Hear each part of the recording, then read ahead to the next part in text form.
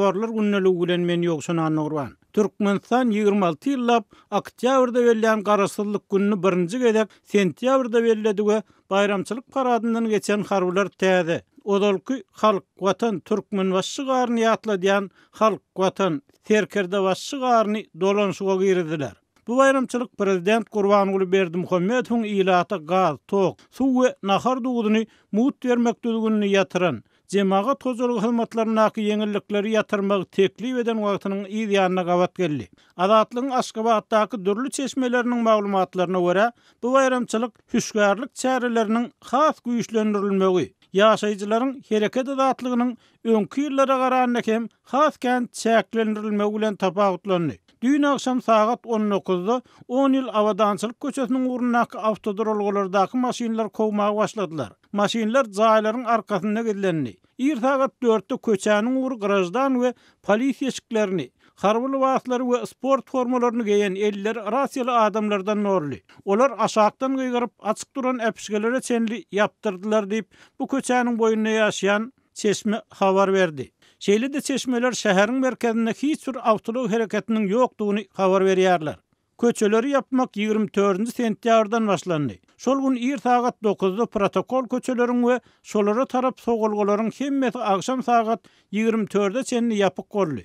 Şondan bäri protokol köçelerini yapmak dowam etdirildi diýip Adatlygyň çeşmesi aýtdy. Onun sözlerine görä köçelere girmek gadagançylygy bayramçylygyň geçýän ýerinden orta hasap bilen 3,5-4 kilometr uzaklykdan 10 ýyl awadançylyk köçesinden başlanýar. Türkmen şaýorlaryny Atatürk köçesinde garaşsyzlyk, bitaraplyk şaýorlaryny şo ýerden girmek gadagan. Magtymul şaýorlarynyň hem belli bir bölegi ýapykdyr.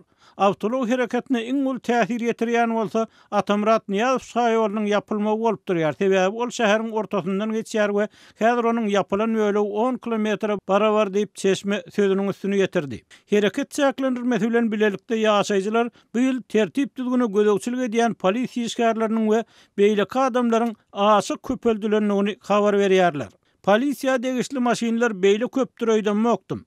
Emma häzir köçeler polisiýanyň dürli gulluklarına degişli maşinlan, polisiýa işgärlerinden doly. Olar protokol köçelerden esli uzaklykda, bayramçylyk dawralarynyň geçýän ýerinden 4-5 kilometr aralykda jaýlaryň arasynda goýulan maşinlar hem çykaryp kowýarlar diýip Parahat etrapçysynyň ýaşaýjysy Adatlyk radiosynyň habarçysyna gurrun berdi. Şeýle-de ýaşaýjylar protokol köçeleriniň golaýyndaky adamlaryň şu gün ir saat 7-8-den saat 10-a çenli öýlerinden çykarylmagyny, hatda olaryň çagalary bilen daş işige çykyp oturmaklaryna hem ruhsat berilmeýändigini habar berýärler. Adamlara diňe döwlet tribunasy diýilýän ýerdäki dawara başlanandan soň öýlerinden çykmagy ruhsat berdiler. Şoňa çenli gapylaryň agydy polisiýa eşiginde, harby gullukçylaryň eşiginde adamlar tarapyndan berk garagullandy diýip Aşgabatly ýaşaýjy aýtdy. Garaşsyzlyk bayram sebäpli girdilen hereket çäklendirmeleri vilayetlerden gelýän maşinli adamlaryň hem ýoluny kynlaşdyrdy. Olaryň 10 gün bäri maşinlarynyň rengi ak hemde gowy ýuglan bolan ýagdaýyna paýtagtyň 10-5 kilometr golaýyna gelip bilýär. Şondan aňryk geçirilmeýär diýip çeşmeler habar berýär. Şeýle-de ýaşaýjylar bu bayramçylyk dawarasynyň öňkülerden uzak dowam edenligini, hereket çäklendirmesiniň bolsa esas dawaralar soglandan soň hem köpçüliklerin gedelenişler diýilýän sebäpli dowam ettiriljekdigini habar berdiler. Türkmenistanyň garaşsyzlyk güni mundan öň 27 oktýabrda bellenilýärdi.